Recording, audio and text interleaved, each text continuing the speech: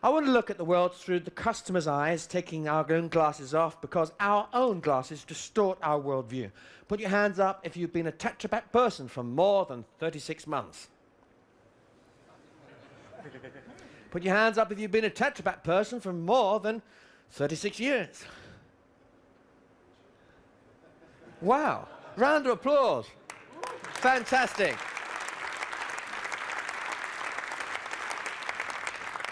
There's something wonderful about companies that endure, that have teams that actually like to work together. But there's a risk, my friends, that we all wear the same color lens. In fact, it's the greatest risk that we have institutional blindness inside organizations. The risk is that we think the Tetra Pak way, and we forget the world outside. And that's why I wanted to take off Tetra Pak glasses right now. It's hard to do when you're surrounded by so many other Tetra Pak people, and try and think about the world through other people's eyes. What does it mean to be excellent? What does it mean to be obsessed, not with the packaging now, but what's in it? Because actually that's what they're buying from you. There's no consumer who's really terribly interested in a plastic bottle or a carton or anything else. They're interested in what's in there. So our end customers are profoundly uninterested in the kind of stuff we've seen here. They're not terribly interested in the cost of your packaging, not terribly interested in whether you can print on the side of it, or what it costs to do this, or whether it's what the speed of oxidation is of fruit juice through that particular membrane and all the rest of it. They are interested in the product itself. And here's an interesting and exciting thought for you, which here's 1 billion more of them. 1 billion children alive today, all of whom will be adults in the next 15 to 18 years, and all of them will drink your products, you hope, or drink through your products in their lifetime. Astonishing. There has never been as many children alive in human history as today, and there never will be again.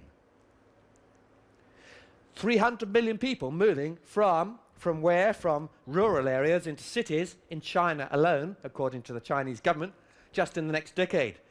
Well, that's an awful lot of people, and explains one of the reasons why oil prices are going to go up. Not just oil, steel, copper, manganese, zinc, anything. Think about it.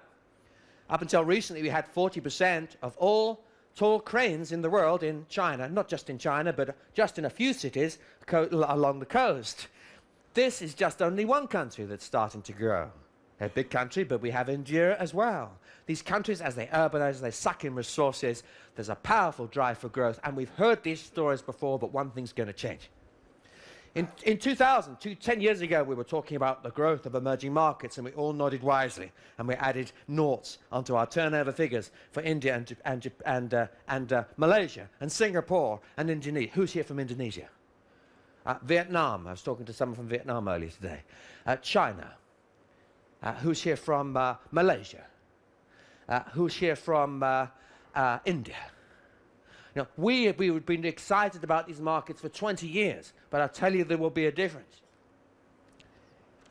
I think in about 5 years' time, most of your friends will finally get it. And they'll look at you guys. Who here was born in Europe? Oh, this is interesting. So we have a European company, but hardly anybody sells in Europe in this room.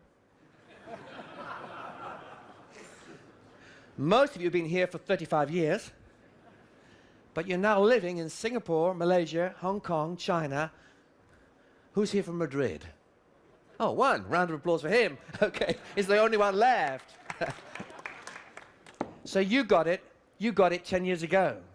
You got it 15 years ago, which is we're a successful European packaging company, we're going to control the whole world.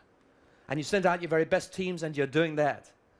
But most of the world has yet to catch up, or most of the developed world has yet to catch up with the energy that you see. And you're in it. But you're also experiencing the pressures of it. And the pressures of these emerging giants. The fact that in 10 years' time, there will be several packaging companies. It could be 2 or 3 times the size of Tetra Pak, and it could be in your area. And we know where they'll come from. Where will their headquarters be based? China. And where will the next biggest office be based? China. And the third big office based? China. And where's the fourth big office based? China. And the next one, India. And so the West goes on. Yes. So we're going to see some very big growth of some very, very sophisticated competitors who will have all the agility of Tetra Pak, and they will buy some of your greatest talents, and they'll compete with you outside of your original home markets and then knock back their products back into Europe. It's a big challenge, and we cannot stand still. You know that, and that is actually a greatest threat to you, that your technology will be copied, turn around, slightly inferior version will be put back out, but it'll be 1/3 of the price. So we have these two Tetra Pak worlds, the developed and the undeveloped, or emerging, and how big is that? And where will the energy be? Is it even worth having a European version of Tetra Pak? On current trends, probably not. According to you guys, no one's going to be living in Europe. There won't be a Euro land. There won't be a European currency. Nobody lives there anyway.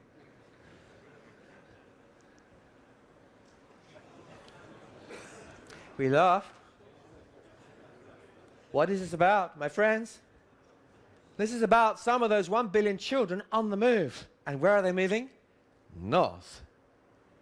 And where are they going? They're going to your markets. And they will drink your products.